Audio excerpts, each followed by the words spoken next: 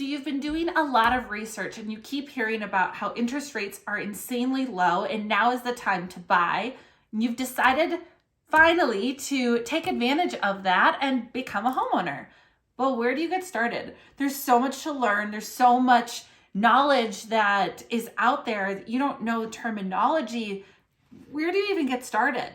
I'm going to be covering 4 things to help you get started in becoming a homeowner.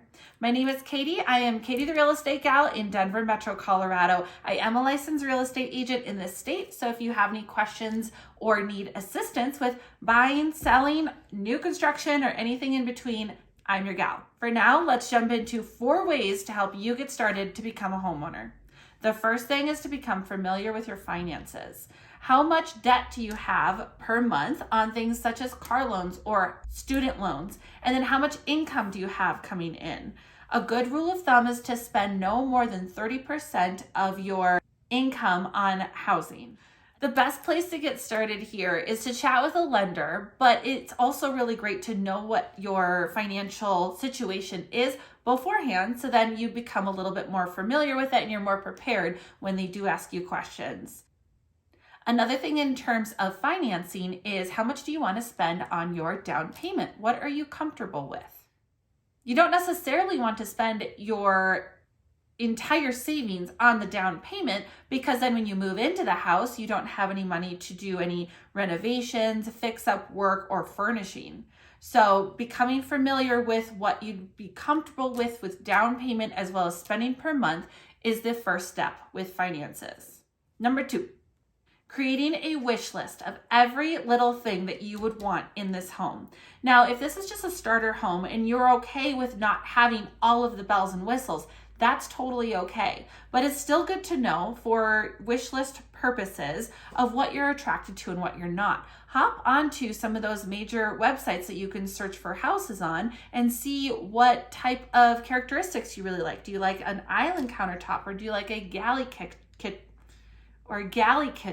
Do you like stainless steel appliances or white cabinetry?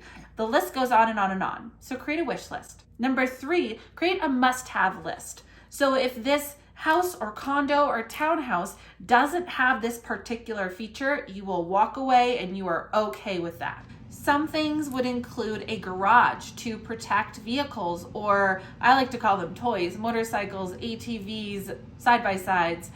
What about a backyard because you have a pet? If it doesn't have a backyard for the pet to let itself out through a little doggy door or cat door, you'll walk away. Or let's say you have 3 family members, so you definitely need 3 bedrooms.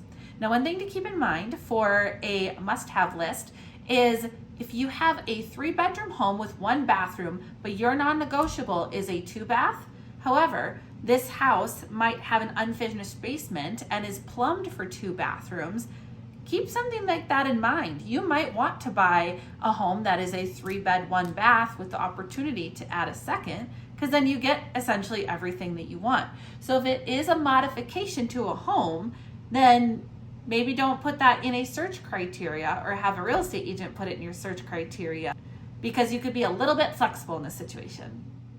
And just like a must-have list, also have a absolutely not. A really easy way to X out a lot of homes is to find neighborhoods that you will absolutely not look at and border them off, so then when you look for those homes in your search that you do not receive any of those homes in that area.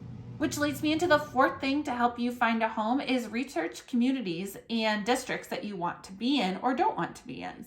The best way to get familiar with a neighborhood is to be in that neighborhood. Go dine at a couple places in there, drive around at different times of the day, during the day, at night, look at crime reports, look at rates of appreciation for those neighborhoods.